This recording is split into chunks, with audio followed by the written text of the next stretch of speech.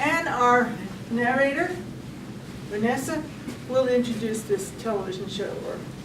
Now you have to come up with a problem, because we're going to give you expert advice on your problems. Good evening, everyone. Thank you to our distinguished panel of experts who are here to answer your most challenging questions. I'm going to begin by asking our experts to introduce themselves and give you their qualifications for being on this panel. Hello. Hello, my name is Celeste. I'm from New York City, originally Canarsie, but now I live in Manhattan. I'm here to answer your questions. Take it or leave it. Panelist number 2. Hello, namaste. My name is Rainbow Sunshine Kale. I'm an expert in crystals and in astrology, so please ask me your most pressing questions. Thank you. Thank you so much, Ms. Rainbow Kale. My name is Edward. I'm an economist. And I'm here to confuse you more than you've ever been confused.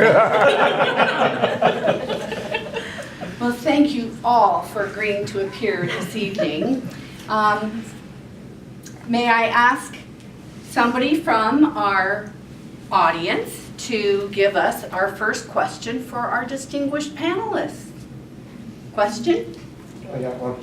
Please. My ex-wife had this accident and she laying here kind of dead looking. I don't know what should I do with her? Great question. What should you do with your wife when she's laying there not doing so great from the sounds of it? Celeste? So let me get this straight. You've got a dead wife next to you? Are you a necrophiliac? What's going on? Well, She didn't move very well before. are you guys in bed? Is this some sort of... Well, not anymore. Well, I would say roll her over and, see if she wakes up in the morning. If she doesn't, I would get one of the guys from the neighborhood to, do what you need to do. Get some cement and some chains and throw her to the bottom of the river. That's all. Thank you, Celeste. Great advice. One moment, please. Rainbow Kale, what would you say to this call? I'm so sorry to hear about that, but considering that there are many planets making strong conjunctions to Uranus, I'm surprised that there's discomfort and pain in your area. So I would recommend that you get a quartz crystal and put it into your bottle of water, the water you carry around, and that you put a label on it that says, "Do not exit." And that should clear up some of the problems that you're feeling. Thank you.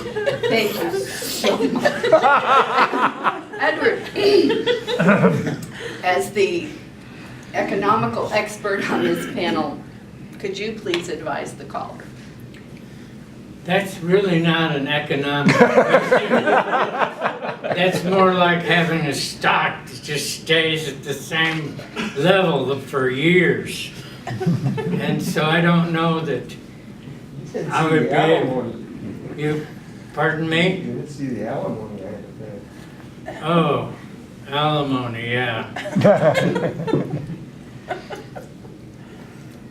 That's a tax, basically. Thank you, Edward. Oh, look, we've got a second question. Yes, sir.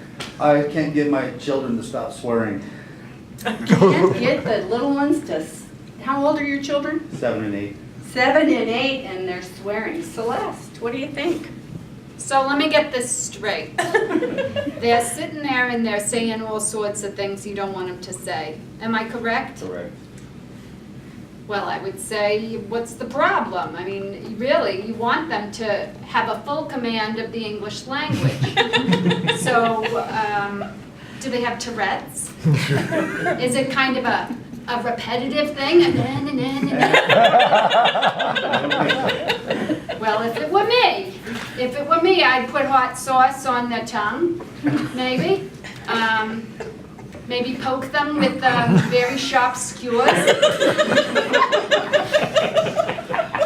Every time. That's all. Thank you so much, Celeste. Rainbow Kale.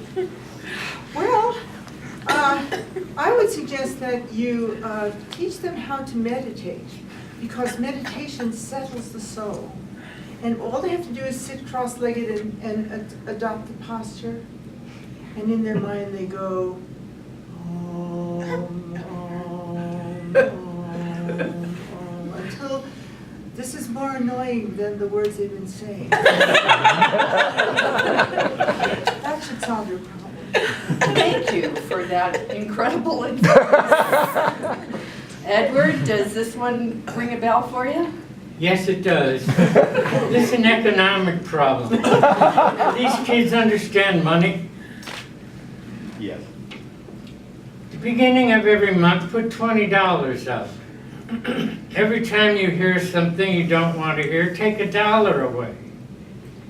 Pretty soon, the self-interest will make them want to not say shit that they should. And they won't say it. I mean, they work for their own self-interest, and if they're interested in the money, you got them. Thank you so much. I think we have time for at least one more question. Yes, ma'am. My mom won't stop running away. Your mother won't stop running away. Quick clarification, how old is your mother? 62. 62. I get that. I'm going to start with Edward, since you've given us a number. She's probably on a senior date someplace.